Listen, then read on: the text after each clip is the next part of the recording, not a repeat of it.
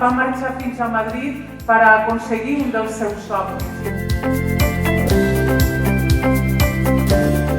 Entrenador de los juveniles del Real Madrid, ¿por qué no vienes a hacer una prueba? Yo le dije, hombre, ¿para qué?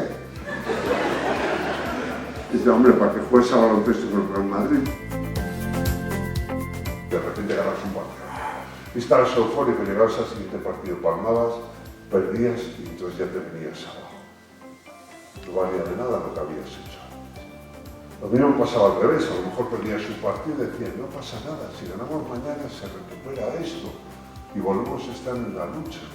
A lo mejor tenemos que hacer un esfuerzo más grande más adelante por los cruces que nos puedan tocar. Esa pasión mola. Vamos a ser distintos y vamos a fomentar nuestras distinciones, de verdad.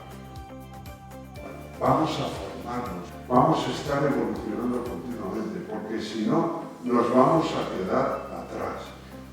Por esto, por lo que la formación es vital.